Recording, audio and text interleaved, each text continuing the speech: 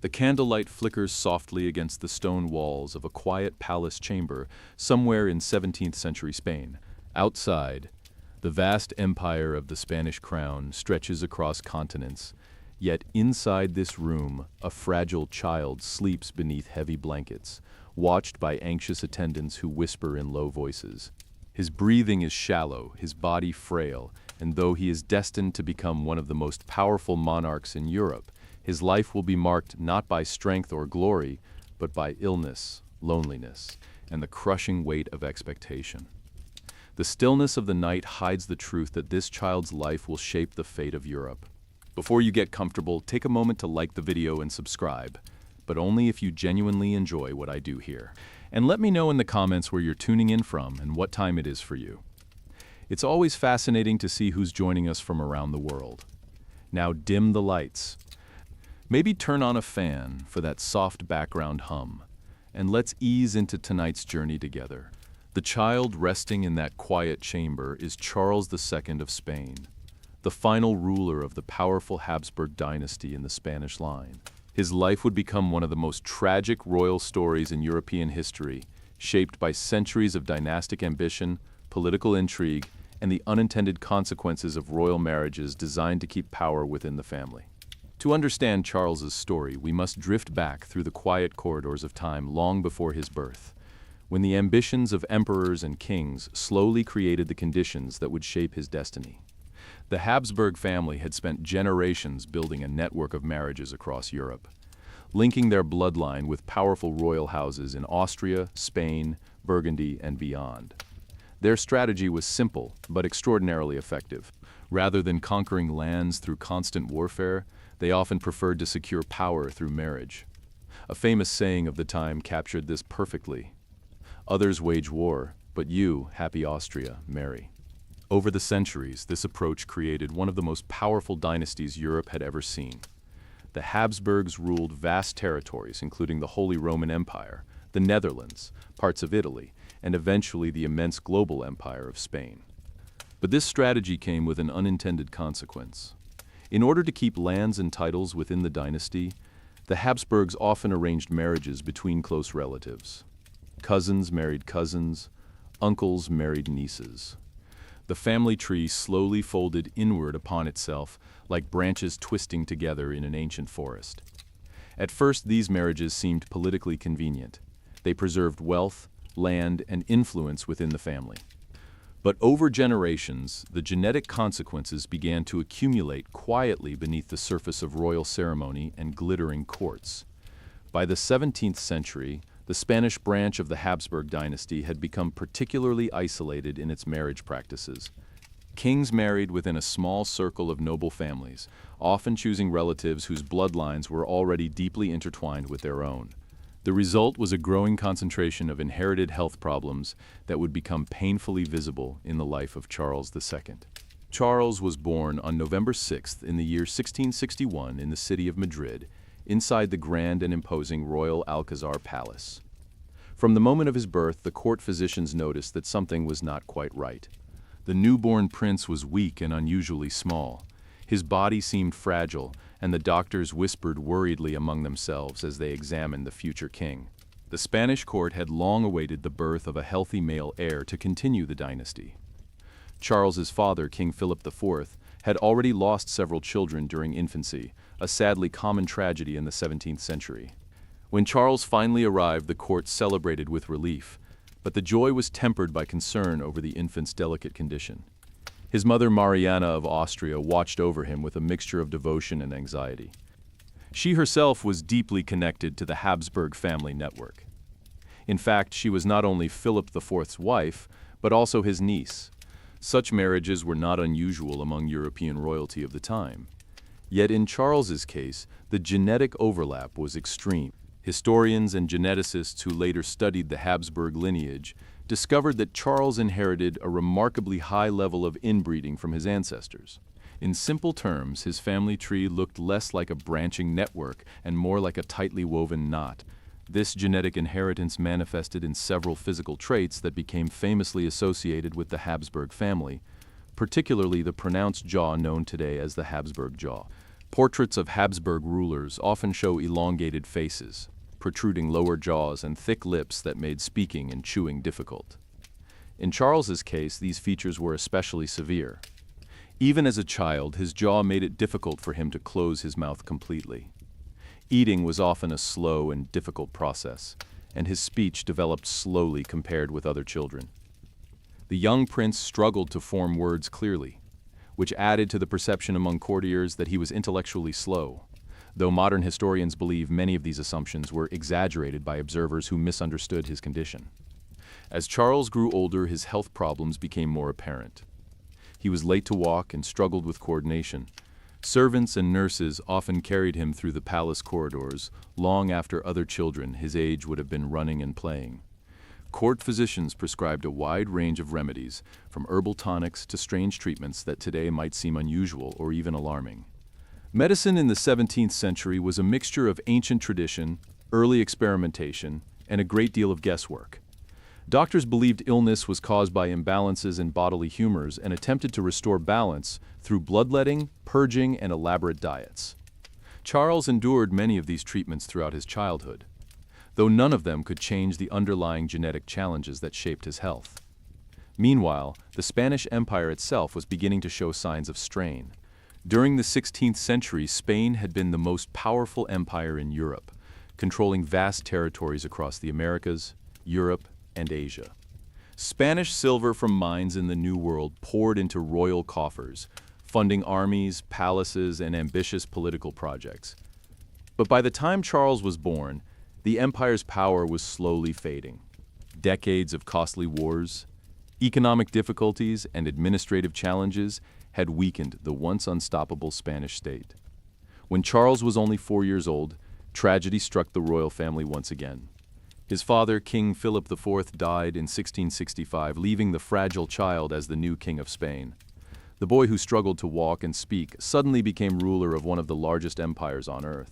Of course, a 4-year-old could not truly govern a kingdom. Real power passed to his mother, Mariana of Austria, who served as regent during his minority. Mariana faced an incredibly difficult task. She had to manage the politics of the Spanish court, defend the empire's interests abroad, and protect the fragile health of her son, who represented the last hope for the continuation of the Spanish Habsburg dynasty. The royal court in Madrid became a place of intense intrigue during these years.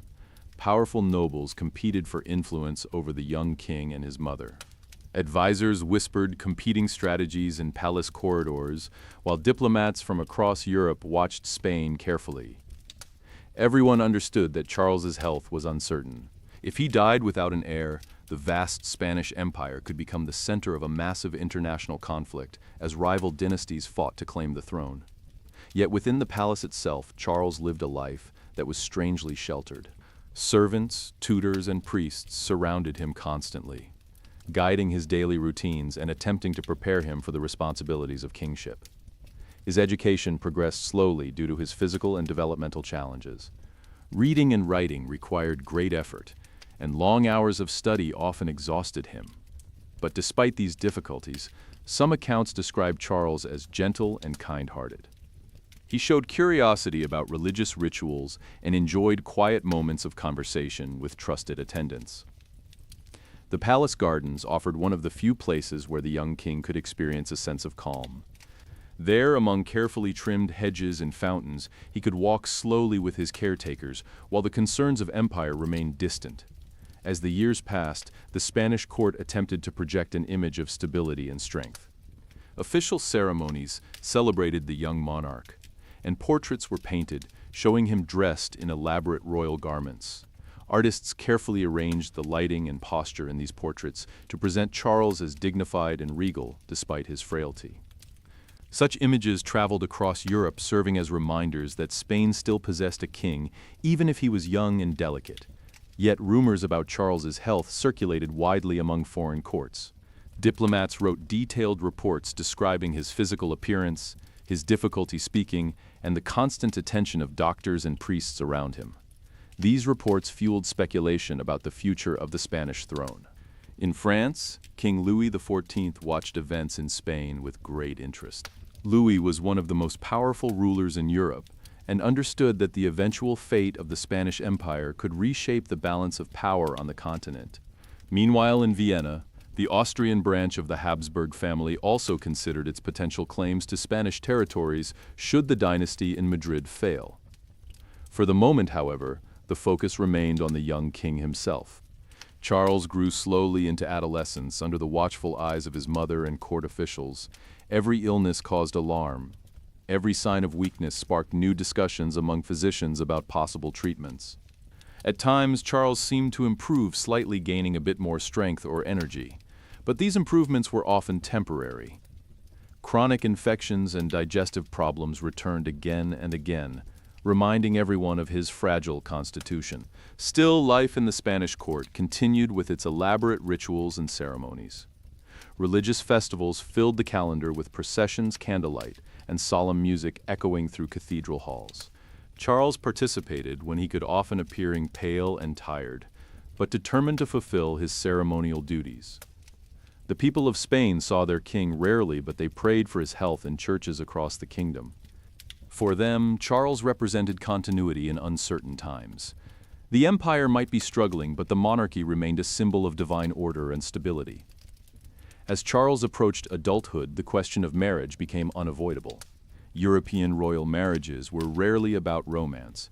They were instruments of diplomacy designed to create alliances, strengthen dynasties, and secure heirs. For Spain, the need for an heir was especially urgent. Without one, the future of the empire remained dangerously uncertain. Negotiations with foreign courts began quietly, as diplomats searched for a suitable bride for the fragile king. Potential candidates were evaluated not only for political advantages, but also for their health and fertility. Everyone hoped that marriage might stabilize the dynasty and perhaps even improve Charles's well-being. Yet many observers doubted whether the king would be capable of producing an heir at all. His physical condition remained unpredictable, and rumors about his health grew more dramatic with each passing year. Some stories exaggerated his weaknesses, while others described strange medical theories about curses or supernatural causes behind his illnesses. In a deeply religious society, such explanations were not entirely unusual. Priests sometimes suggested that Charles's suffering might have spiritual significance, while others recommended special prayers and pilgrimages for his recovery. Through it all, Charles himself remained a quiet figure, moving slowly through the ornate halls of the Spanish court. Surrounded by gold tapestries and towering ceilings, he carried the invisible weight of an empire that depended entirely on his survival.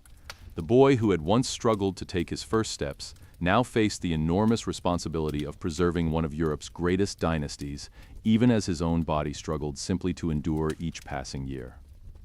As Charles entered his teenage years, the atmosphere of the Spanish court remained a careful balance between ceremony and quiet anxiety. Every royal appearance was planned meticulously, every public moment designed to reassure the kingdom that their monarch lived and endured. Yet behind the polished rituals of court life, the young king continued to struggle with persistent illness and exhaustion that shaped the rhythm of his days. Mornings often began slowly. Servants would enter his chamber with cautious movements, drawing back heavy curtains to allow the soft light of Madrid to spill across the room. Even rising from bed could take considerable effort. His body was often stiff, his limbs weak, and attendants frequently assisted him with the simple act of dressing. Layers of carefully tailored royal clothing were placed upon him piece by piece until he resembled the image expected of a Spanish monarch, even if the strength beneath the garments remained fragile. Court physicians continued their tireless efforts to understand his condition.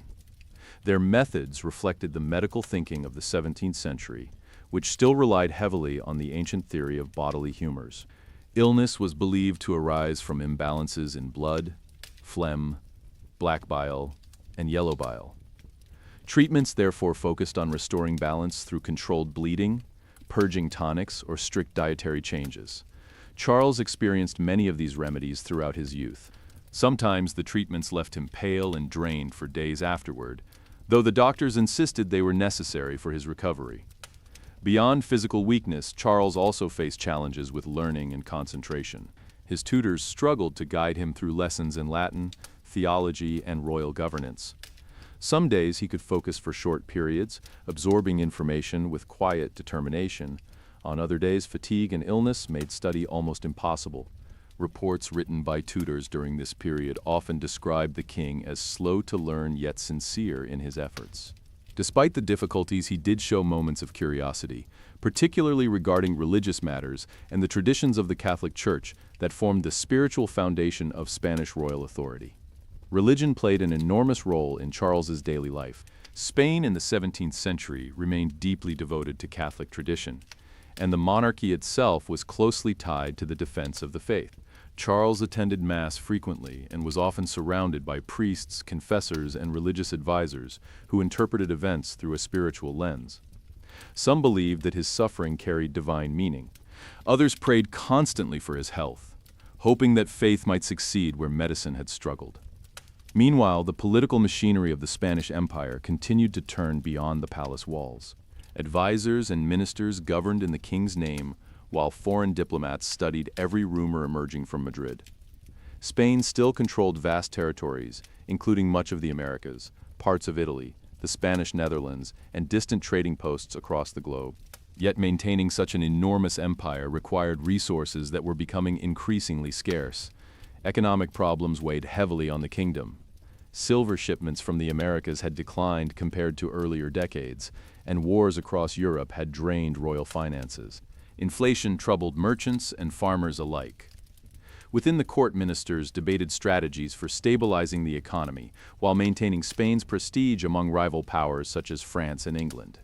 These discussions rarely involved Charles directly during his youth. The king remained largely protected from the harsher realities of politics, though he sensed the tension surrounding him.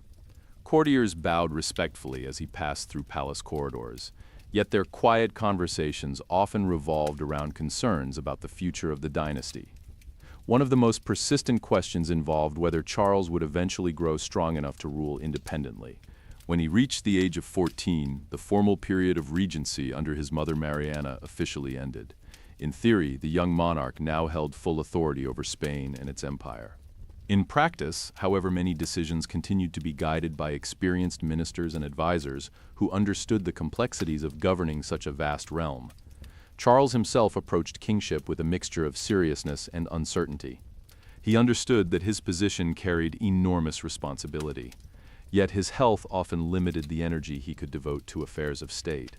Long meetings exhausted him quickly. Diplomatic audiences required careful pacing so that he could maintain focus and composure.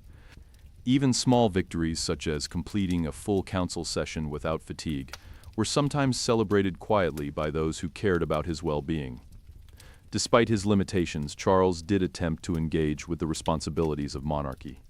He listened attentively during council discussions and occasionally asked thoughtful questions about taxation, military matters, or regional governance. Advisors sometimes underestimated him due to his slow speech and fragile appearance, but records suggest that he possessed a genuine desire to fulfill his role as king.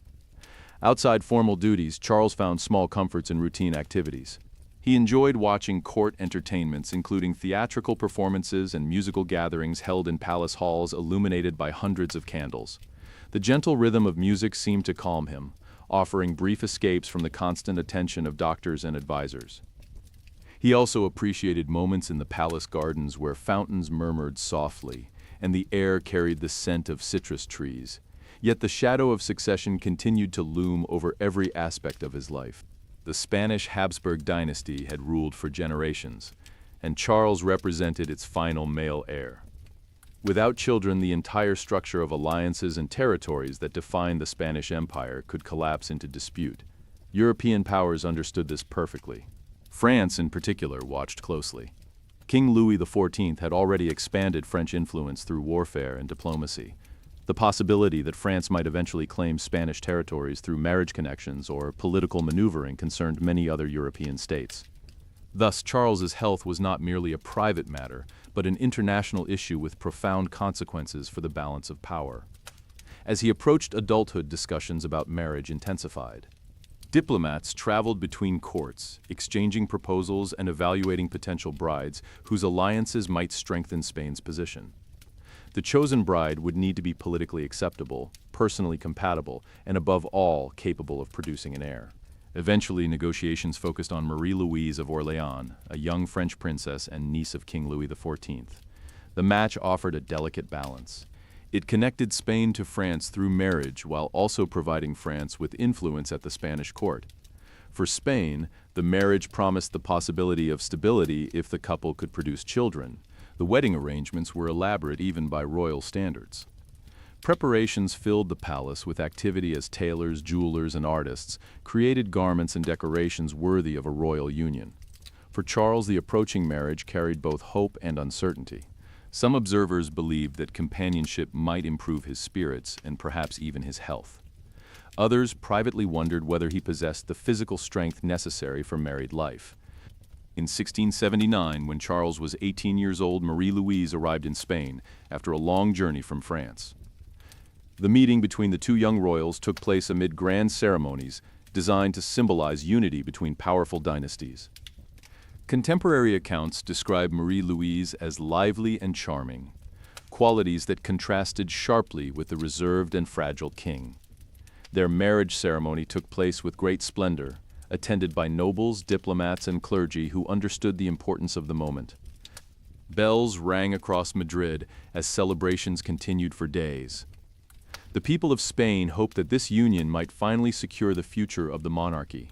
Yet life inside the palace after the celebration settled into a quieter and more complicated reality.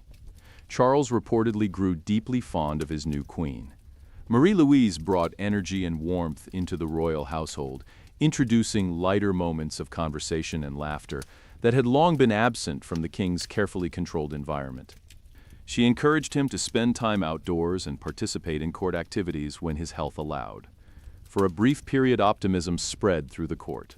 The king appeared happier in the presence of his wife, and some believed that the stability of marriage might strengthen him both physically and emotionally. However, the central expectation of the marriage remained painfully unresolved. Months passed and then years without the birth of a royal child.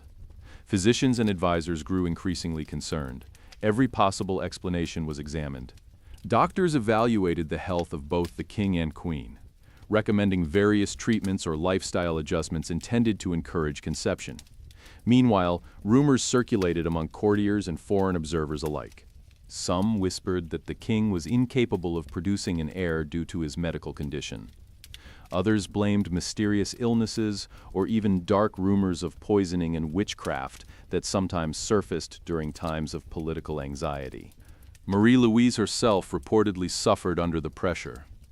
Though she remained outwardly cheerful, she understood that her role as queen depended largely on providing an heir. Without a child, her position at court remained uncertain and vulnerable to criticism from factions seeking influence over the monarchy. Charles, however, seemed genuinely attached to her. Accounts suggest that he treated the queen with kindness and valued her companionship deeply. For a monarch whose life had been defined by illness and scrutiny, such emotional support may have provided rare moments of comfort. Yet the years continued to pass without children, and the future of the dynasty grew increasingly uncertain. Across Europe, rulers watched and waited, calculating what might happen if the Spanish Habsburg line came to an end. The quiet palace chambers of Madrid once again held the fate of empires within their walls, as Charles II continued his fragile journey through kingship. The longer Charles and Marie-Louise remained without children, the more the atmosphere of the Spanish court began to change. What had once been hopeful whispers about the birth of an heir slowly transformed into anxious speculation. Ministers who had once celebrated the royal marriage now held quieter conversations behind closed doors. Diplomats sent increasingly detailed reports back to their kings describing the health of the Spanish monarch and the uncertain future of his dynasty.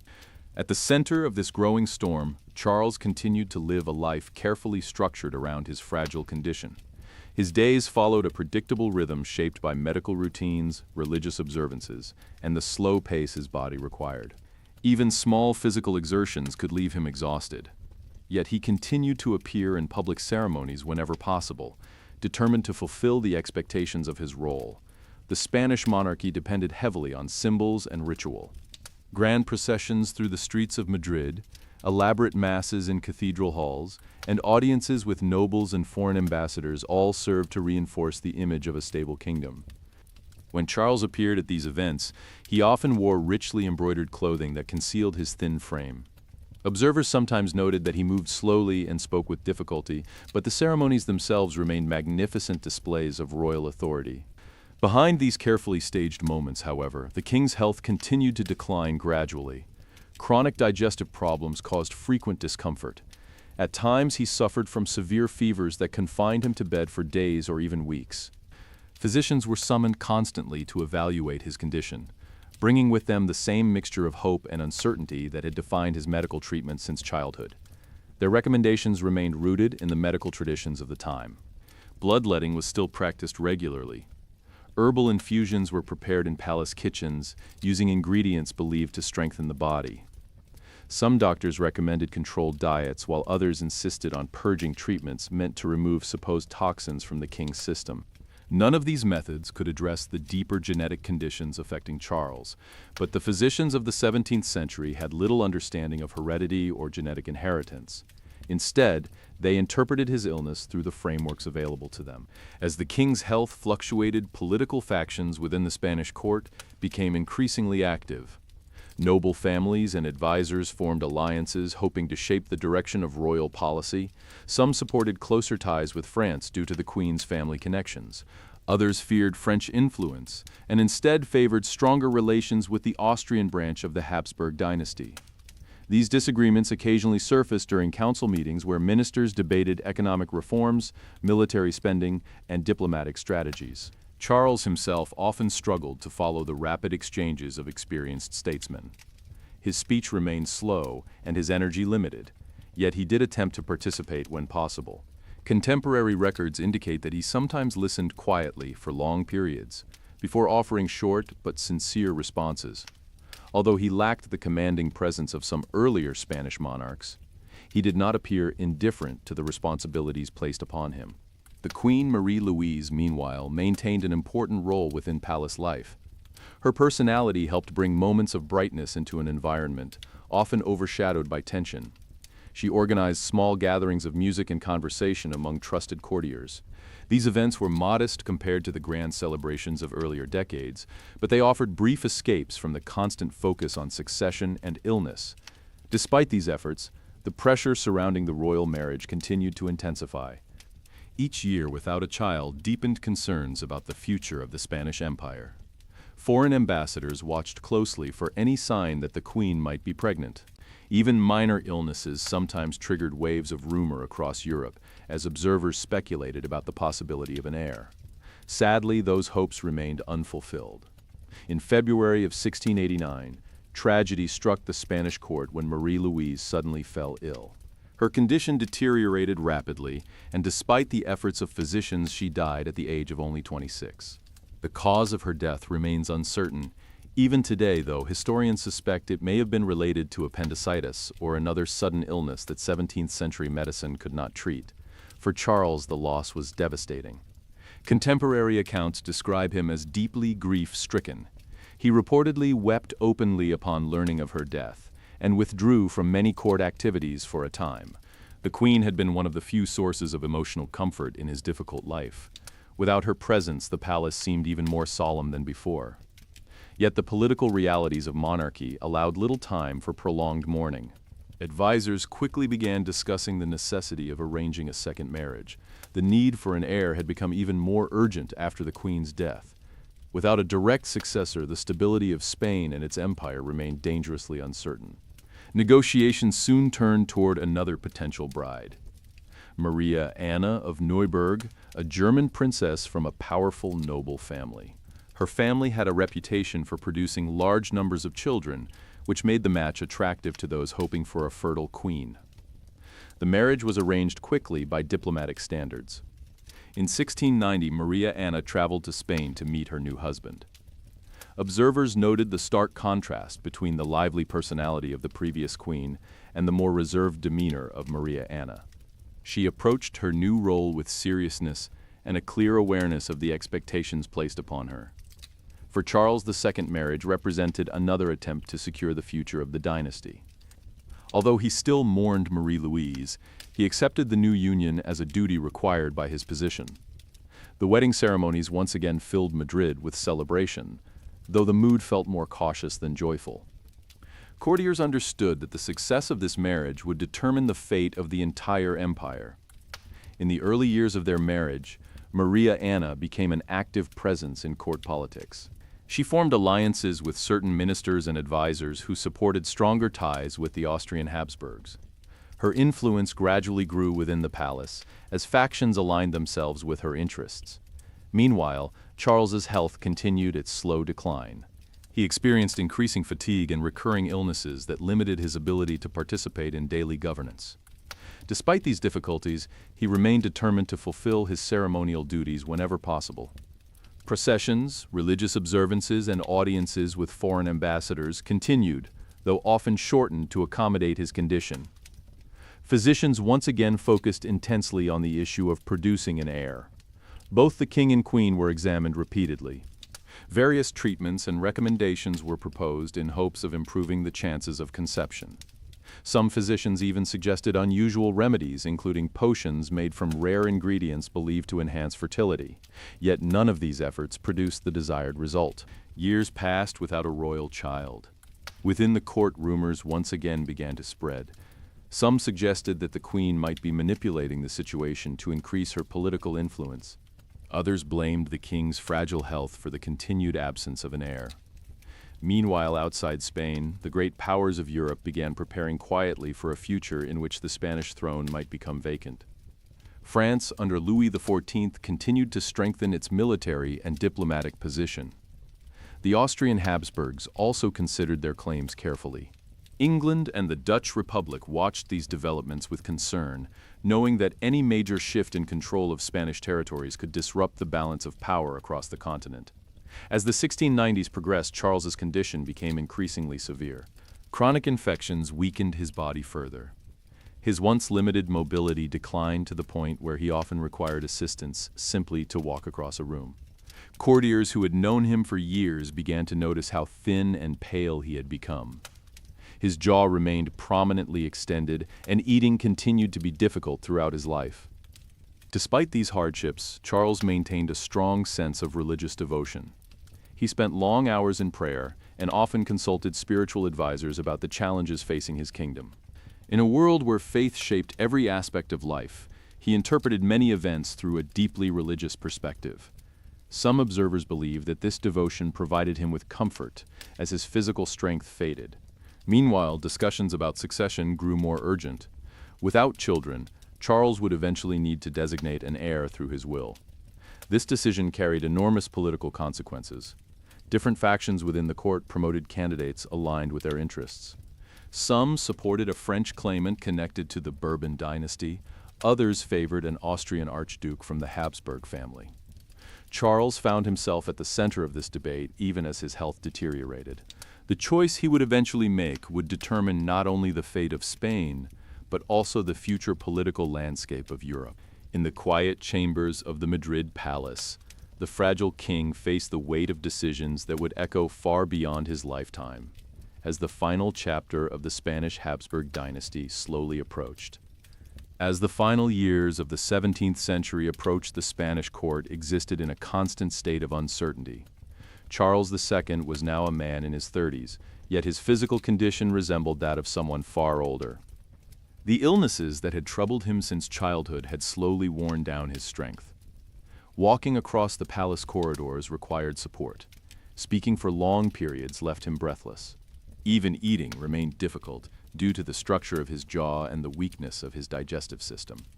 Despite all of this, he still wore the crown of Spain, ruler of a realm that stretched across continents. Within the palace, his daily routine had become quieter and more controlled than ever before. Servants moved softly through the royal chambers, carrying medicine, preparing meals, and maintaining the elaborate court rituals that defined Spanish monarchy. The walls of the palace were decorated with tapestries depicting scenes of imperial glory from earlier centuries, reminders of a time when Spain had dominated European politics and global exploration. Now those images seemed almost like memories from another age. The empire still existed, but its strength had faded. Wars with France, economic difficulties, and administrative challenges had gradually reduced Spain's influence. Charles himself was painfully aware of the expectations surrounding him. Although his health prevented him from leading armies or traveling widely across his territories, he understood that the survival of the dynasty depended entirely on the question of succession. Yet the answer remained painfully elusive. His second marriage to Maria Anna of Neuburg had also produced no children. Physicians continued their examinations and treatments, but the reality grew increasingly clear to everyone involved. The king would likely die without an heir. This realization slowly transformed the political atmosphere of Europe. The Spanish Empire was one of the largest collections of territories on Earth.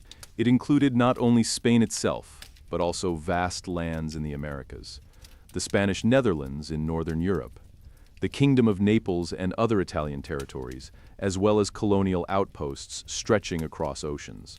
Whoever inherited this empire would instantly become one of the most powerful rulers in the world. Naturally, the great powers of Europe began preparing for that possibility. France under King Louis XIV had perhaps the most direct interest in the situation. Louis had married Maria Theresa of Spain, the older half-sister of Charles II. Although Maria Theresa had technically renounced her claim to the Spanish throne when she married Louis, French diplomats argued that certain conditions of that agreement had never been properly fulfilled. This created a possible legal argument that the Bourbon dynasty of France could inherit Spanish territories. On the other side stood the Austrian branch of the Habsburg family. They shared the same dynastic heritage as the Spanish line and believed that the empire should remain within the Habsburg family if the Spanish branch ended. Archduke Charles of Austria emerged as one of the leading candidates supported by this faction. Other European powers, such as England and the Dutch Republic, watched these developments with deep concern. They feared that if either France or Austria gained complete control of the Spanish Empire, the balance of power in Europe would collapse. A single dominant power controlling such vast territories could threaten the independence of smaller states and disrupt the fragile political equilibrium that had developed after decades of war. As diplomats across Europe debated these possibilities, Charles continued to live quietly within the palace in Madrid. The king's health had become so fragile that even small illnesses could become life-threatening. Fever returned frequently. At times, he struggled with severe weakness that confined him to bed for extended periods. The court physicians worked constantly, adjusting treatments and recommending new remedies. Some doctors believed that supernatural forces might be involved in the king's illness. In the deeply religious culture of 17th century Spain, such ideas were not entirely dismissed. Priests performed prayers and rituals asking for divine intervention. At one point, rumors circulated that Charles might be suffering from a curse or demonic influence. As strange as it may sound today, these beliefs reflected the worldview of the time when science and spirituality often overlapped in explanations of illness.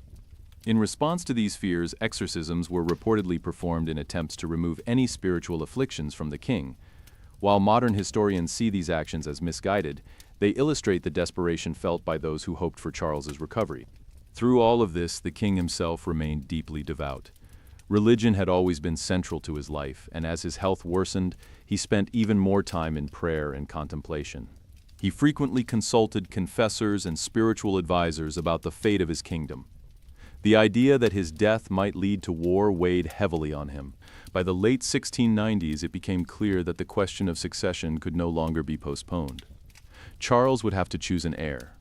This decision was incredibly complex because every option carried enormous political consequences. If he named a French candidate such as Philip of Anjou, the grandson of Louis XIV France, might gain control of Spain and its empire. If he selected an Austrian Habsburg candidate, the balance of power might shift toward Vienna instead. Ministers within the Spanish court debated fiercely about the best path forward. Some believed that choosing a Bourbon prince from France might strengthen Spain through alliance with the powerful French state. Others feared that France would simply absorb Spanish territories and reduce Spain itself to a secondary role within a larger empire. Supporters of the Austrian candidate argued that maintaining the Habsburg lineage would preserve traditional alliances and protect Spanish independence from French ambitions. Charles listened to these arguments while struggling with declining health. His advisors presented legal documents, diplomatic letters, and reports from foreign ambassadors. Each proposal attempted to convince him that a particular choice would preserve peace and stability. Meanwhile, the rest of Europe waited anxiously for news from Madrid. At one point, European powers attempted to negotiate agreements among themselves to divide Spanish territories peacefully after Charles's death. These arrangements were known as partition treaties. The idea was that different parts of the empire could be distributed among several rulers in order to prevent a single power from becoming too dominant. However, these plans largely ignored the wishes of the Spanish themselves. Many Spanish nobles and officials strongly opposed the idea of their empire being divided among foreign powers. They believed that Spain should remain united under a single monarch even after the death of Charles II. This sentiment eventually influenced the king's thinking. Despite his frailty, Charles understood that the unity of the Spanish Empire mattered deeply to his people. In 1700, as his health declined dramatically, he finally made his decision.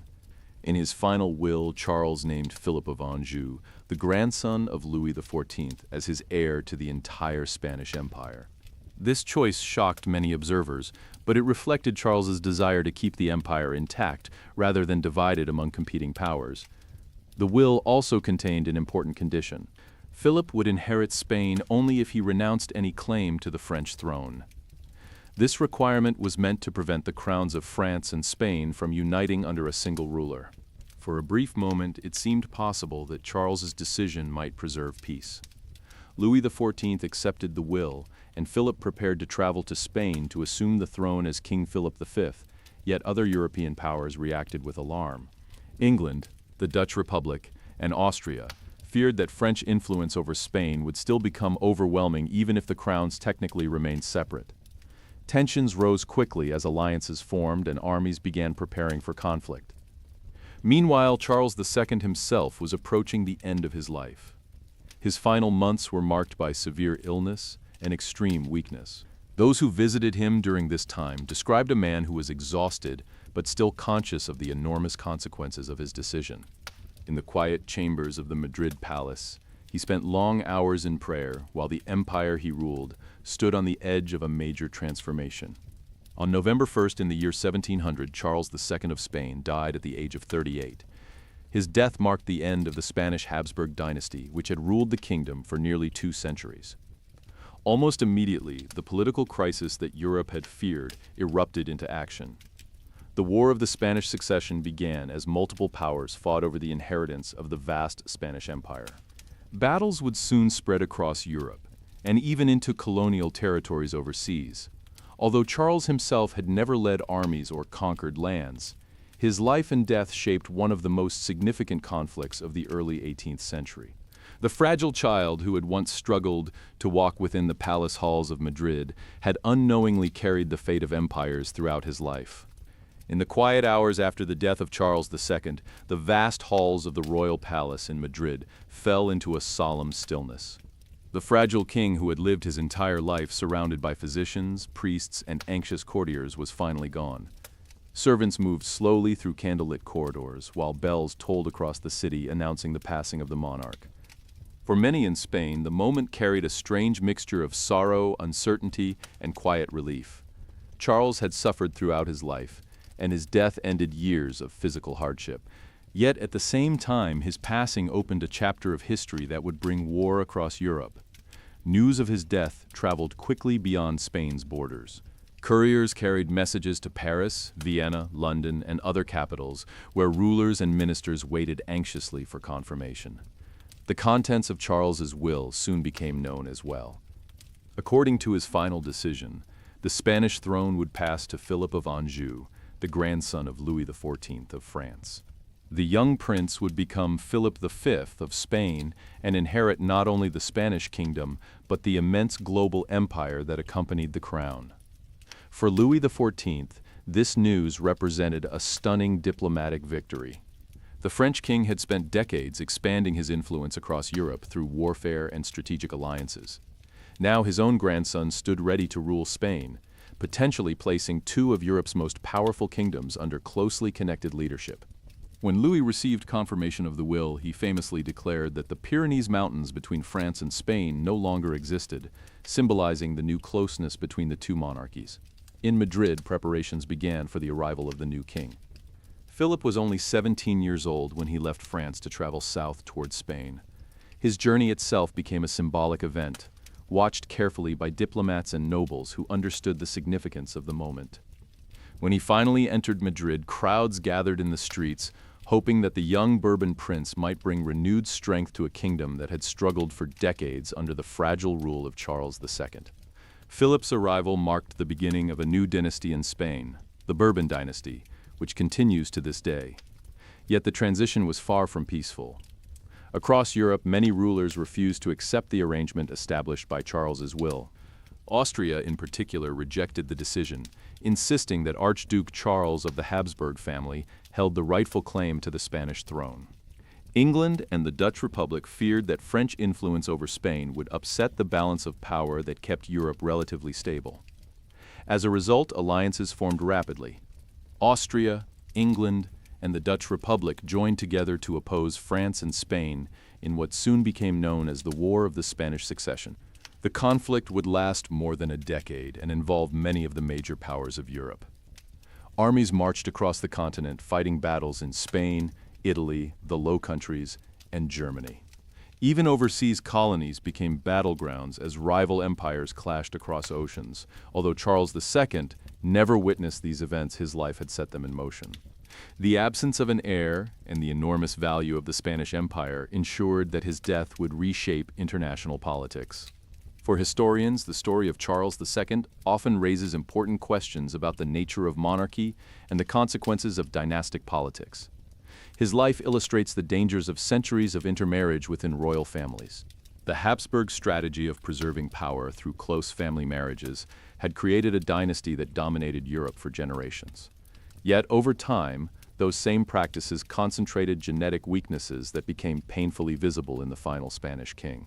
Modern genetic studies have shown that Charles possessed an extraordinarily high level of inbreeding in his ancestry. His parents were uncle and niece, and many earlier generations had also included marriages between close relatives. The result was a family tree that resembled a circle more than a branching network.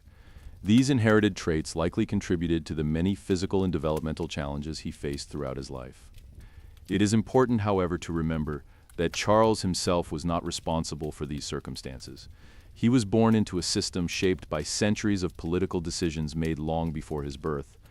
From the moment he entered the world, he carried expectations that no child could easily fulfill. Despite his illnesses, he remained King of Spain for 35 years. During that time, he attempted to perform the duties of monarchy as best he could within the limits of his health. Accounts from those who knew him personally often describe him as gentle and sincere. While he lacked the commanding presence of earlier Habsburg rulers, he did not appear cruel or indifferent. Instead, he seemed aware of his limitations and struggled quietly under the enormous weight of responsibility placed upon him.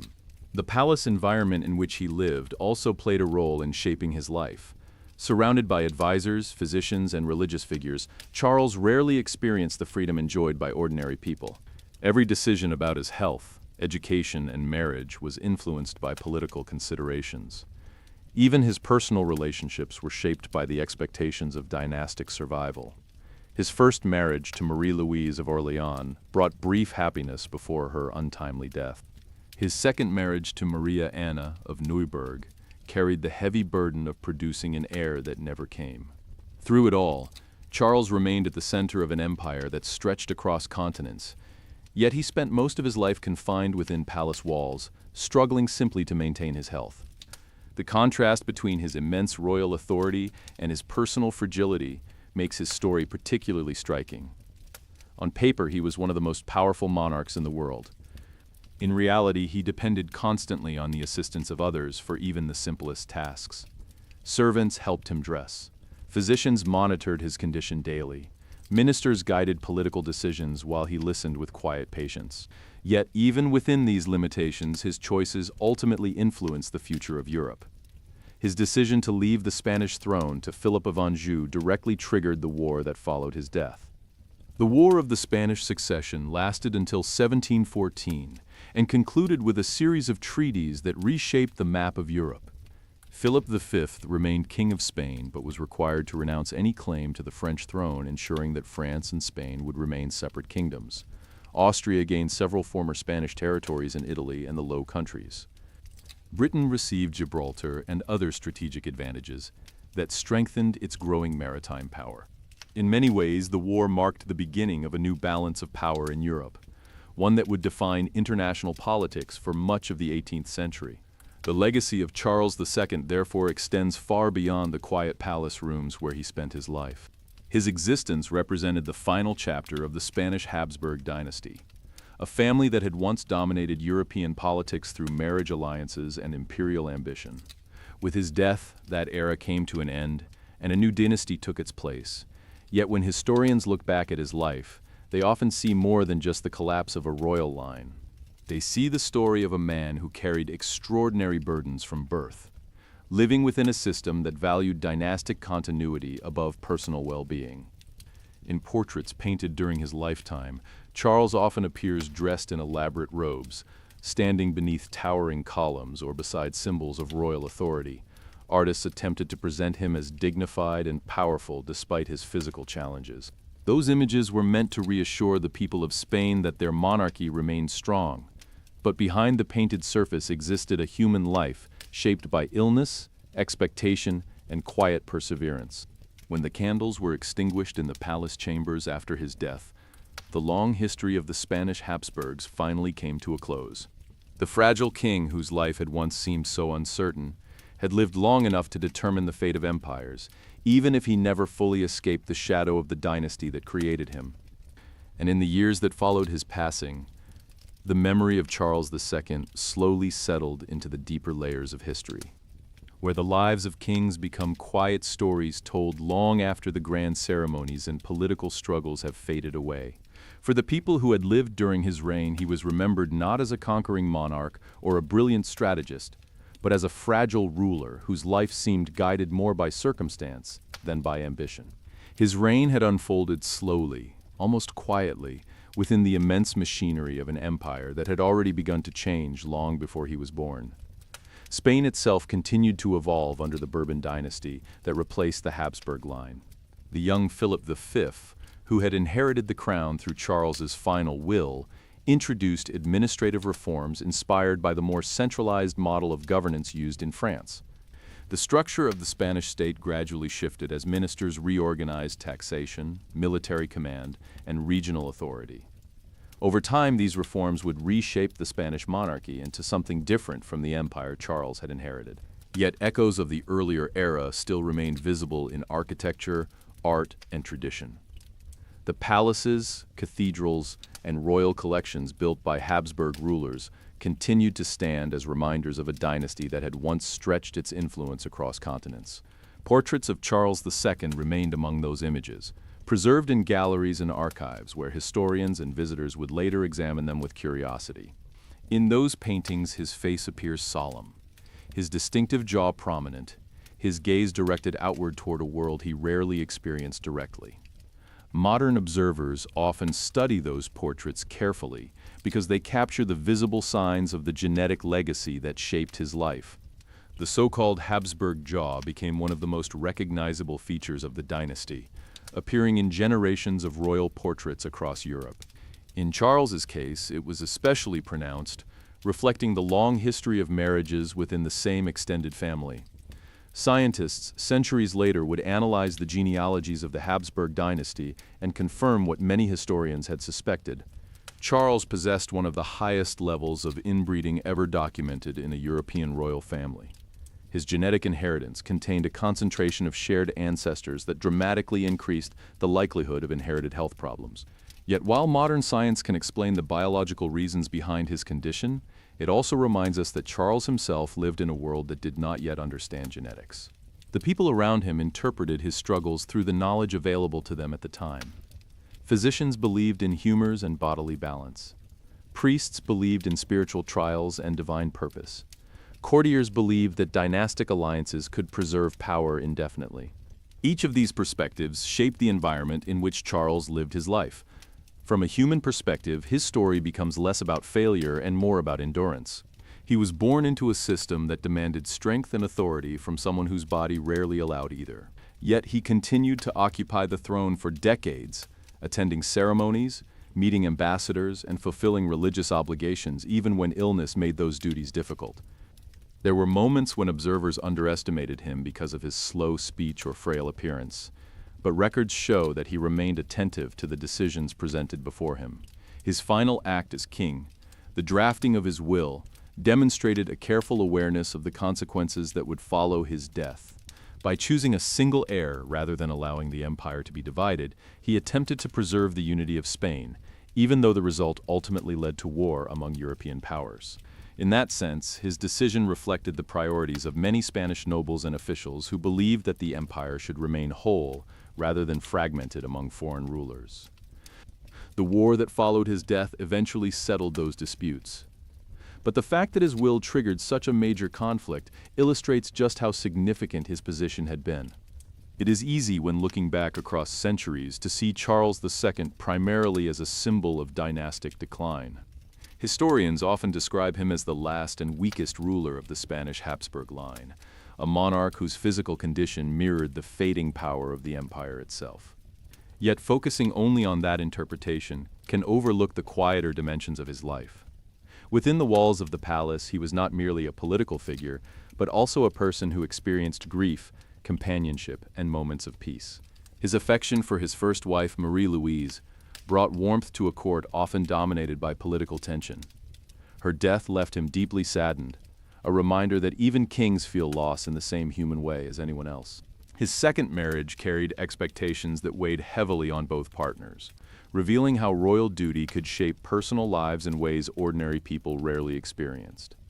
Even the palace gardens where he sometimes walked offered glimpses of a simpler existence, moments when the burdens of empire faded behind the gentle sound of fountains and rustling leaves. When historians today examine the broader arc of European history, they often see Charles II as the closing chapter of an era. The Habsburg strategy of maintaining power through marriage alliances had created one of the most influential dynasties the continent had ever known. But by the time Charles came to the throne, the very practices that had once strengthened the dynasty had begun to undermine it. The concentration of hereditary traits within the family line gradually produced the fragile figure who would become its final Spanish representative.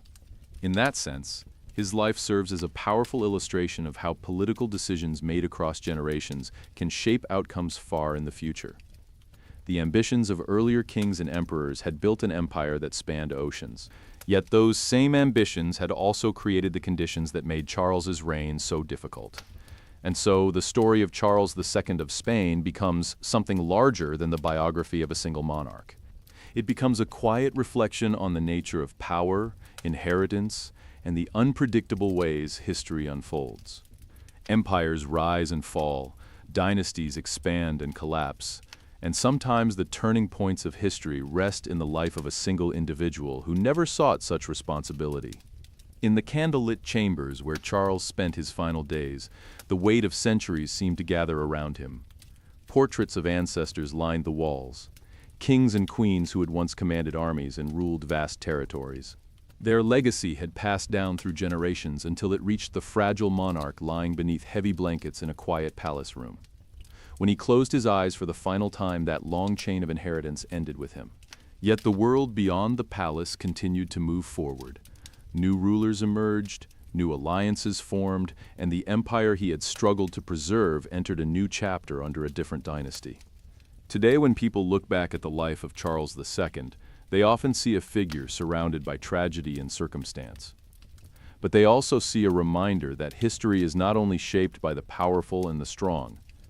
Sometimes it is shaped by those who endure quietly, carrying responsibilities far heavier than anyone could reasonably expect. And in the stillness of that long-past century, the fragile King of Spain remains a symbol of how human lives, even the most delicate ones, can leave echoes that shape the course of nations long after the candles of their own time have faded into darkness. Long after the wars triggered by his death had settled into the pages of history, the image of Charles II continued to linger in the cultural memory of Europe. Scholars, Artists and historians returned again and again to the strange and fragile figure who had once held the throne of Spain. His life seemed to embody a quiet paradox. On one hand, he had inherited one of the greatest empires the world had ever known. On the other, he had spent most of his days struggling simply to maintain his health and fulfill the basic expectations of monarchy. When people today walk through museums that display portraits from the 17th century, they sometimes pause when they see the paintings of Charles II. The royal clothing is magnificent, filled with deep colors and intricate embroidery. The pose is formal, meant to project dignity and authority. Yet behind the careful presentation, there is something unusually vulnerable in his expression. His face reveals the physical features that made him so recognizable among European monarchs, especially the pronounced jaw that historians now associate with generations of Habsburg intermarriage. Those portraits serve as quiet witnesses to the complicated reality of his life. Artists of the time were expected to present monarchs in the most flattering light possible. Even so, the physical signs of his condition could not be entirely hidden. Painters adjusted posture, softened shadows, and arranged royal symbols around him in order to reinforce the impression of power. But anyone who knew the deeper story could see the contrast between the image of strength and the fragile reality behind it. During the centuries that followed his death, historians studied the political consequences of his reign with great interest. The War of the Spanish Succession reshaped the map of Europe and influenced diplomatic strategies for generations. The treaties that ended the conflict established principles about balance of power that would guide international politics well into the 18th century. In many ways, the crisis surrounding the Spanish throne forced European states to recognize how interconnected their interests had become. No single empire could dominate the continent without provoking resistance from others. This realization encouraged the formation of alliances designed specifically to prevent any one ruler from gaining overwhelming control. Although Charles himself had little direct influence over military campaigns or diplomatic negotiations during his life, the circumstances of his reign placed him at the center of these transformations. His inability to produce an heir created a political vacuum that powerful nations rushed to fill. The resulting struggle demonstrated how fragile the system of hereditary monarchy could become when succession was uncertain. Yet if we step away from the broad sweep of international politics and return instead to the quiet human story of Charles II, we find a life shaped less by ambition and more by endurance. He never commanded armies across battlefields the way some earlier Habsburg rulers had done. He rarely traveled beyond the protective environment of the Spanish court. Instead, his world consisted largely of palace rooms, religious ceremonies, medical treatments, and carefully managed audiences with advisors. Within that environment, he experienced the same emotions that shape every human life. He experienced companionship when his first wife, Marie-Louise, brought warmth and laughter into the court. He experienced grief when she died suddenly after only a few years of marriage. He experienced pressure when his second marriage placed the enormous expectation of producing an heir upon him and his queen.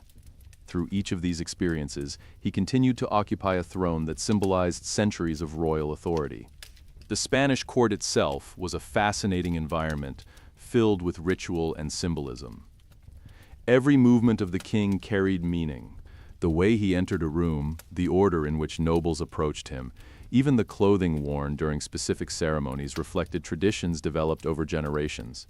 These rituals served an important purpose. They reinforced the idea that monarchy represented stability and continuity, even when the personal circumstances of the monarch were uncertain. For Charles, such rituals may have provided structure in a life often disrupted by illness. When he attended Mass, listened to music in palace halls, or participated in formal processions through Madrid, he stepped into roles that had been performed by kings before him. In those moments, the fragile man became part of something larger than himself. It is also worth remembering that the people of Spain rarely saw their king closely enough to observe his physical difficulties. Most citizens encountered him only during public celebrations or religious festivals, when he appeared dressed in royal garments, surrounded by guards and nobles. From a distance, the image remained one of majesty. The deeper struggles of his health were largely confined to the inner circles of the court. This distance between the public image of monarchy and the private reality of the monarch was common in many royal courts across Europe. Monarchs were expected to represent strength and divine authority regardless of their personal circumstances. In the case of Charles II, that contrast became particularly striking because of the severity of his physical condition. Yet the institution of monarchy continued to function around him. Ministers governed provinces, armies defended borders, and ships sailed across oceans carrying goods and soldiers in the name of the Spanish crown. When modern historians reflect on the story of Charles II, they sometimes describe him as the final echo of a fading dynasty. The Spanish Habsburgs had once been among the most powerful rulers in Europe. Their empire extended across the Americas and influenced politics from Italy to the Netherlands. But by the time Charles came to the throne, the foundations of that empire were already shifting. Economic pressures, military challenges, and administrative difficulties had begun to reshape the balance of power long before his birth.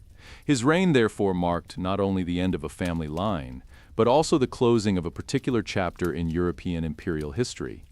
Yet endings in history are rarely absolute. The empire he inherited did not disappear overnight. Instead, it transformed under new leadership. The Bourbon dynasty that replaced the Habsburgs introduced reforms that gradually modernized the Spanish state. Over time, Spain adapted to the changing political and economic realities of the 18th century. The legacy of Charles II therefore exists not only in the story of dynastic decline, but also in the transition that followed. His life became the bridge between two eras of Spanish history. And perhaps that is the quiet truth hidden within his story. The fragile king who struggled with illness throughout his life became an unexpected turning point in the history of Europe. Without leading armies or delivering powerful speeches, he nonetheless shaped the future of nations through the simple fact of his existence and the choices he made in his final days. The palace chambers where he once walked slowly through candlelit corridors are silent now, their echoes preserved only in documents, paintings, and historical memory.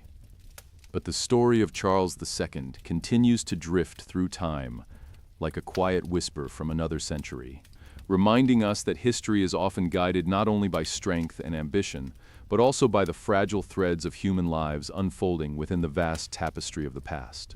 And if we allow our thoughts to drift gently back through the centuries, once more we can imagine the Palace of Madrid in the soft quiet of evening.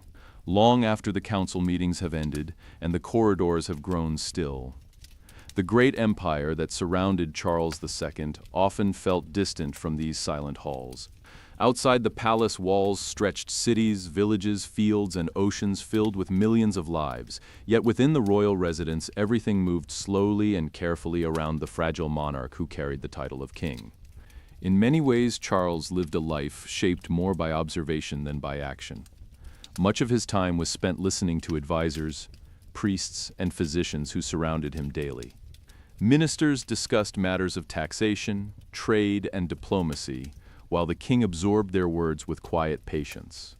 His speech remained slow and sometimes difficult, but those who spent time with him occasionally remarked that he followed conversations more closely than outsiders assumed. His challenges were physical rather than malicious or cruel, and many descriptions portray him as a gentle presence rather than a domineering ruler. Within the structure of court life, even small routines carried meaning. Morning prayers began the day with solemn ritual. Attendants opened windows to allow the light of the Spanish sun to spill into royal chambers. Physicians arrived with their instruments and medicines, examining the king carefully in search of signs that his condition had improved or worsened during the night. These visits often blended medical practice with the hopeful optimism that each new remedy might finally bring relief. When the king felt strong enough, he attended meetings of the royal council. Advisors presented reports about distant territories, shipments of silver arriving from the Americas, or diplomatic tensions unfolding along European borders. For Charles, these discussions represented the distant pulse of an empire he rarely saw firsthand. While earlier monarchs had traveled widely across their domains, Charles remained mostly within Madrid due to the limitations of his health. The world reached him through letters, reports, and the voices of ambassadors who bowed respectfully before the throne. Yet even within this restricted life, there were moments of quiet humanity that historians occasionally glimpse through surviving documents. Servants who cared for the king described his appreciation for simple comforts, such as music drifting softly through palace halls, or the gentle breeze in the gardens during warm evenings. Court musicians sometimes performed small concerts where the sound of violins and lutes echoed beneath vaulted ceilings. For a brief time, these melodies allowed the burdens of monarchy to fade into the background. The palace gardens themselves offered one of the few spaces where Charles could step outside the strict formality of royal chambers. Carefully arranged pathways wound between hedges, fountains, and flowering trees. The rhythm of water falling into marble basins created a soothing sound that contrasted with the tense political discussions often held indoors. Walking slowly along these paths with attendants nearby the king could experience moments of calm rarely found in the complicated world of court politics. In such moments, he was not merely the ruler of a vast empire, but simply a man seeking a bit of fresh air and quiet. Yet even these peaceful scenes existed beneath the constant awareness that his life carried enormous consequences. Every visitor who entered the palace understood that the future of Spain depended on the fragile monarch whose health could change suddenly. Physicians monitored him with anxious attention, while diplomats observed carefully for any sign that his strength might be fading. The uncertainty surrounding his condition influenced nearly every political calculation in Europe. Some ambassadors wrote detailed descriptions of his appearance and behavior in letters sent back to their rulers. These reports sometimes exaggerated his weaknesses or misunderstood the nature of his illness, but they reveal how closely foreign governments watched the Spanish court. The fate of territories stretching across continents rested upon the life of a single individual whose body struggled to sustain itself. And yet through all of this, Charles continued to exist within the rhythms of daily life. He attended religious ceremonies where incense drifted through cathedral air and candlelight flickered against ancient stone. He listened to sermons delivered by priests who spoke about divine providence and the responsibilities of kingship. Faith offered him a framework for understanding the hardships he endured. In a deeply religious society, suffering was often interpreted as part of a greater spiritual journey, and Charles embraced this perspective with sincere devotion. His belief in the importance of prayer and religious ritual remained strong throughout his life. Those who served him sometimes remarked on the calm focus he displayed during long hours spent in quiet contemplation. Perhaps in those moments he found a sense of peace that political power alone could never provide. The passage of time within the palace felt almost gentle compared to the dramatic events unfolding beyond its walls. While diplomats argued and armies prepared for potential conflict, Charles moved steadily through the final years of his reign with the same quiet determination that had carried him since childhood. Each day brought its own small challenges and moments of endurance. His body remained fragile, yet the institution of monarchy continued to revolve around him like a vast orbit of ceremony and tradition. When historians today examine these years, they often focus on the looming crisis of succession, the diplomatic maneuvering of European powers, and the eventual war that followed his death. But there is another perspective that emerges when we slow down and observe the quieter details of his life. It is the story of a man who never asked to inherit an empire, yet carried its responsibilities as best he could within the limits of his strength. The flicker of candlelight in palace corridors, the sound of footsteps echoing softly on stone floors, the distant murmur of fountains in garden courtyards, all formed the quiet background of his existence.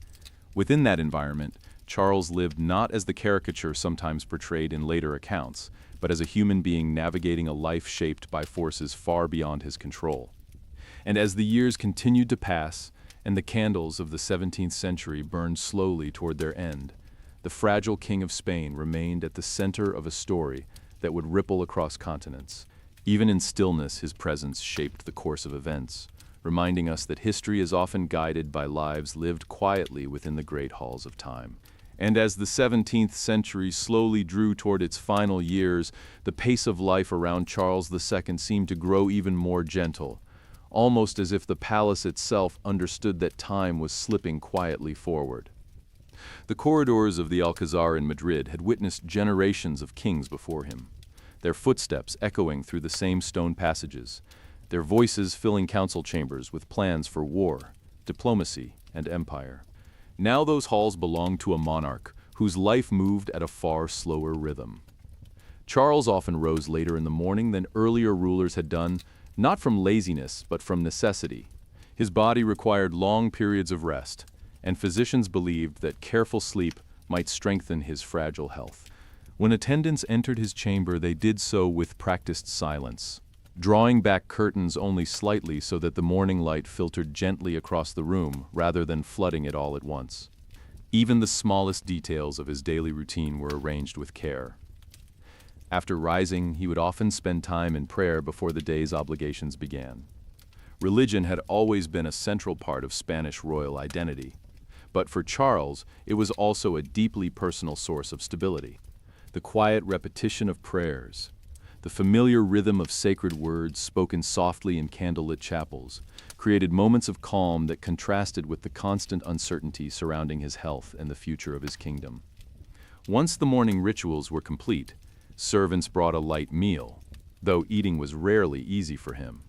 His jaw made chewing slow and sometimes uncomfortable, and his stomach often struggled to digest heavy foods. Physicians therefore supervised his diet closely, recommending simple dishes that they believed would place less strain on his body. Meals at the Spanish court were usually elaborate affairs for other members of the royal household, yet the king himself often ate sparingly, surrounded by attendants who watched carefully to ensure he did not tire himself. Later in the day, he might receive ministers or advisors who presented reports from across the empire. These meetings were rarely dramatic scenes filled with passionate debate. Instead, they unfolded slowly as documents were read aloud and decisions discussed with patience. Charles listened more than he spoke. When he did respond, his words came deliberately, sometimes requiring effort to form clearly. Yet those who worked closely with him understood that he followed the conversations attentively. He had spent his entire life hearing others speak about the empire that bore his name, and over time he developed a quiet familiarity with its challenges. Beyond the palace walls, the city of Madrid continued its own daily rhythm. Merchants opened their shops, priests conducted masses, and travelers arrived from distant regions carrying news of harvests, trade, and political developments. Most citizens rarely saw their king except during major ceremonies when he appeared before the public accompanied by guards and nobles. In those moments, the distance between monarch and people remained vast.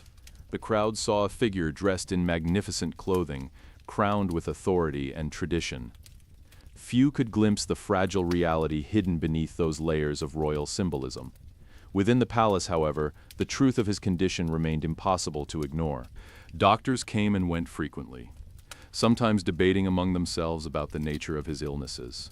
Some believed his problems stemmed from inherited weaknesses in his bloodline. Others suggested environmental causes, diet, or spiritual trials. Medical knowledge at the time could not fully explain the complex combination of genetic and physical factors affecting him. What remained constant was the determination of those around him to prolong his life as much as possible. Each small recovery was greeted with cautious optimism. Each setback brought renewed anxiety among the court. Meanwhile, the political question of succession hovered quietly in the background of every discussion. Ministers rarely mentioned it openly in the king's presence, but everyone knew that the issue could not be avoided forever. The empire needed certainty about its future, and Charles himself understood this reality better than anyone. In private moments, he sometimes spoke with trusted advisors about the responsibility he carried. Being the last male heir of the Spanish Habsburg dynasty was not a role he had chosen. It was simply the position into which he had been born, yet he accepted that his decisions would determine what happened to Spain after his death. During the final stage of his life, these reflections grew more frequent. His health continued to weaken, and long periods of rest became necessary even on quiet days. Visitors described the king as increasingly thin and pale, though his demeanor remained calm and courteous. He still attended religious ceremonies whenever his strength allowed, walking slowly through chapel aisles illuminated by rows of candles, while priests sang ancient hymns that echoed against the stone walls. Those ceremonies connected him to centuries of tradition, reminding him that the crown he wore had passed through many hands before reaching his own. Sometimes in the evenings he returned to the palace gardens, accompanied by a small group of attendants. The fading light of sunset painted soft colors across the sky, while fountains murmured gently among the trees. In those quiet hours, the palace seemed far removed from the political storms gathering across Europe. The world outside might be preparing for conflict over the Spanish throne, but within the gardens there was only the sound of water and the rustle of leaves in the evening air. Perhaps in those moments, Charles felt a sense of peace that had been rare throughout his life. The burdens of empire could fade briefly while he simply walked slowly along familiar paths. Time moved forward regardless, as it always does, carrying with it the slow approach of the new century. By the year 1700, the fragile monarch who had once been a weak child in a palace nursery had reached the final chapter of his reign. His life had been shaped by illness, expectation, and the complex web of dynastic politics that defined European monarchy. Yet through all those challenges, he remained the King of Spain until the very end. And as the candles of that century flickered quietly within the halls of Madrid, the story of Charles II settled gently into history, like the fading echo of footsteps in a palace corridor where the past continues to whisper long after the voices themselves have fallen silent. In the final stretch of his life, the days within the palace seemed to blur together in a slow and quiet rhythm. The grandeur of empire still surrounded Charles II, yet the world of court politics and international diplomacy often felt distant from the fragile routine that defined his daily existence. Each morning began with the same careful sequence of actions as attendants entered softly. Physicians examined him with concerned expressions, and the rituals of monarchy resumed once more. The Palace of Madrid had always been a place filled with ceremony. Heavy tapestries hung from tall walls, muting the echoes of footsteps along long corridors. Paintings of past rulers watched silently from their gilded frames, their expressions calm and confident, in contrast to the uncertain world that surrounded the final Spanish Habsburg king. For Charles, these portraits were more than decoration. They represented the long line of ancestors whose decisions and ambitions had built the empire he now ruled. Sometimes visitors noticed that his gaze lingered on those images, as if he were contemplating the weight of the legacy they represented. The Habsburg dynasty had once stood at the center of European power. Generations of rulers had expanded its influence through marriage alliances and territorial claims that stretched from Central Europe to the Americas. By the time Charles came to the throne, much of that power still existed on paper, yet the realities of the 17th century had begun to shift. Rival kingdoms had grown stronger, trade routes had changed, and the immense size of the Spanish Empire created challenges that no single ruler could easily manage. Charles understood these difficulties even if he lacked the physical strength to address them directly. His ministers handled most administrative decisions while he listened with patience during council meetings. They presented reports about taxes collected from distant provinces, fleets returning from the New World, and negotiations unfolding among European powers. These matters formed the background of his reign, steady reminders that the crown he wore represented responsibility for millions of lives across oceans and continents. Yet, despite the scale of that responsibility, his own world remained confined largely to the palace itself. Illness limited his ability to travel or participate in activities that earlier monarchs might have enjoyed. Even short journeys required careful preparation and the constant supervision of physicians. As a result, he spent most of his life within the familiar rooms of Madrid, where servants and advisors had learned to adjust their routines around his fragile health. There were moments when this environment became almost peaceful. In the afternoon, sunlight filtered through tall windows, casting long patterns across marble floors. The palace gardens filled the air with the scent of orange blossoms and damp earth from the fountains. Courtiers moved quietly through shaded walkways while musicians practiced softly in distant halls. These small details formed the gentle background of daily life within the royal residence. During such moments, Charles sometimes appeared relaxed, as if the burdens of kingship had briefly loosened their grip. Conversations with trusted attendants could become surprisingly informal. Some servants later recalled that he possessed a dry sense of humor and appreciated small stories about events in the city beyond the palace walls. These glimpses of personality remind us that beneath the heavy crown and ceremonial robes existed a man whose life had been shaped by circumstances far beyond his control. As the years passed, his devotion to religion grew even deeper. Faith offered him a framework for understanding suffering and uncertainty. Priests visited regularly to hear confession and discuss matters of spiritual reflection. The chapels of the palace became spaces where he could withdraw from the political concerns of the court and focus instead on prayer. Candlelight illuminated carved altars, while the quiet murmur of sacred words filled the air. In these moments, Charles appeared calm, his attention fixed on the rituals that had guided generations of Spanish monarchs before him. Meanwhile, the world beyond Spain watched carefully as rumors about his declining health spread through diplomatic networks. Ambassadors reported every detail they could observe. Some described the king as extremely weak, while others suggested that his condition fluctuated unpredictably.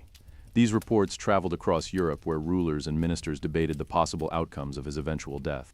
The question of succession remained the most pressing issue of the era. Without a clear heir, the vast Spanish Empire could become the center of a struggle among rival powers. Yet inside the palace, Charles did not rush his decision lightly. He understood the importance of choosing an heir who could preserve the unity of Spain while maintaining stability across Europe. Advisors presented different arguments supporting candidates from powerful royal families. Some favored a Habsburg successor who would continue the long dynastic tradition of his ancestors. Others believed that selecting a Bourbon prince from France might strengthen Spain through alliance with a rising European power. Each option carried risks and potential consequences that stretched far beyond the borders of the kingdom. In quiet meetings, Charles listened to these discussions carefully. His responses were measured and deliberate. Though illness often left him exhausted, he remained aware that his final decision would shape the future of the empire he had inherited. Those who observed him during these conversations sometimes noted a sense of seriousness that contrasted with the fragile appearance others had mocked. The responsibility placed upon him demanded thoughtful reflection. Evenings in the palace often returned to calm routines. Servants lit candles along hallways as darkness settled over the city outside. The distant sounds of Madrid gradually softened until only the occasional carriage or bell disturbed the night air. In his private chambers, Charles prepared for rest, attended by physicians who monitored his condition with constant concern. Illness could arrive suddenly, and everyone within the court understood that the king's life might end at any moment. Yet day after day he continued to wake and begin the same careful sequence of routines once again. Time moved forward quietly, like the slow turning of pages in a long historical chronicle. The fragile king remained at the center of that unfolding story, not through dramatic actions but through the simple fact of his existence. His life represented the final link in a chain of inheritance, stretching back through centuries of Habsburg rule. And as the 17th century slipped toward its closing moments, the Palace of Madrid held its breath in anticipation of the decision that would determine what came next for Spain and for Europe itself. As the final months of Charles II's life approached, the atmosphere within the palace carried a quiet sense of inevitability. The routines that had shaped his days for decades continued, yet those closest to him could see that his strength was fading more rapidly than before. Physicians moved through the palace with increasing urgency, consulting one another in hushed voices while examining the king carefully for signs of recovery that rarely appeared. His body had endured years of illness, and by the year 1700 even the most hopeful among them understood that his time was limited. Despite this reality, the rhythm of court life did not simply stop. Ministers still arrived with documents requiring signatures. Ambassadors still requested audiences, and priests continued their regular visits for prayer and confession. The machinery of monarchy moved steadily forward, even as the man at its center struggled to remain upright for long periods of time. Charles attended meetings when he could, though the sessions were often shortened. Advisors spoke softly, aware that even the effort of listening could leave him exhausted. Yet in those final months, one matter became impossible to delay any longer. The question of succession demanded resolution. The future of the Spanish Empire depended on the decision that Charles would leave behind in his final will. By this time, the arguments of competing factions had been presented many times. Supporters of the Austrian Habsburg claimant believed that the empire should remain within the same dynastic family that had ruled Spain for generations. Others argued that a Bourbon prince from France might bring new stability and stronger alliances to a kingdom that had struggled through years of decline. Charles listened carefully as he had always done, but the weight of the decision pressed heavily upon him. He knew that whichever choice he made would influence the lives of millions and could ignite conflict among powerful nations. Yet he also understood that leaving the empire divided among multiple rulers would weaken Spain even further. The idea of preserving the unity of the kingdom mattered deeply to him. In the end, his decision became clear. He would name Philip of Anjou, the grandson of Louis XIV of France, as the heir to the entire Spanish Empire. But he included a crucial condition. Philip must renounce any future claim to the French throne so that the two kingdoms would remain separate. With this clause, Charles hoped to preserve the independence of Spain while avoiding the fragmentation of its territories. When the will was completed, it represented the final act of a monarch whose life had rarely allowed him to shape events directly. Now, in the closing chapter of his reign, he had made a choice that would echo across Europe. Soon afterward, his health deteriorated further. Illness confined him increasingly to his chambers, where physicians and attendants watched over him day and night. The once formal environment of royal life softened into something quieter, almost intimate, as those closest to him focused on keeping him comfortable. The candles burned late into the night as prayers were spoken beside his bed. Outside the palace, the city of Madrid continued its ordinary life, though rumors about the king's condition spread quickly through streets and marketplaces. People gathered in churches to pray for his recovery, even as many sensed that the end was near. Charles himself spent long hours in reflection. Faith had guided him throughout his life, and in these final days he returned once again to prayer and contemplation. The responsibilities that had weighed upon him since childhood seemed to lift slightly as the certainty of death approached. On the first day of November in the year 1700, the long and fragile life of Charles II came to its quiet conclusion.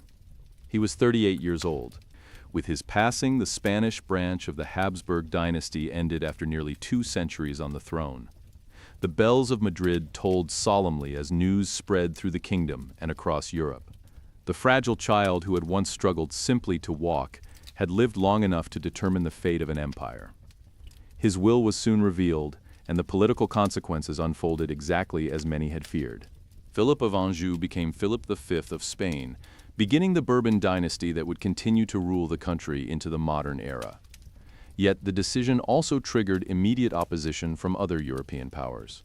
Austria, England, and the Dutch Republic rejected the arrangement, worried that French influence over Spain would upset the balance of power. Their resistance led to the War of the Spanish Succession, a conflict that would rage for more than a decade across Europe and beyond. In this way, the life of Charles II extended far beyond the quiet rooms of the palace where he had spent most of his years. His existence had become the turning point between 2 eras of European history. The age of the Spanish Habsburgs ended with him, and a new political order began to emerge in its place. Yet when we step back from the battles and treaties that followed his death, the deeper story remains the life of a man who carried extraordinary responsibility from the moment he was born. Charles never possessed the strength or commanding presence that people often associate with powerful rulers. Instead, he lived quietly within the constraints of illness and expectation, navigating a role that few could have managed under such circumstances. He endured years of medical treatments that rarely helped, marriages arranged for political necessity, and the constant awareness that his body determined the future of an empire. And still, he remained king until the very end. Perhaps that is the most remarkable aspect of his story. Not that he conquered lands or commanded armies, but that he persisted. Through childhood weakness, through the pressures of court politics, through grief and uncertainty, he continued to fulfill the duties placed upon him as best he could. The candlelit corridors of the Madrid palace witnessed that quiet perseverance day after day. Today, the memory of Charles II lingers as a gentle reminder that history is not always shaped by the strongest voices or the most dramatic actions. Sometimes it is shaped by fragile lives carried along by the currents of events far larger than themselves. In the stillness of the 17th century, the last Spanish Habsburg lived such a life, and when the final candle of his reign flickered out, it illuminated the end of one dynasty and the beginning of another, leaving behind a story that continues to drift softly through the pages of history.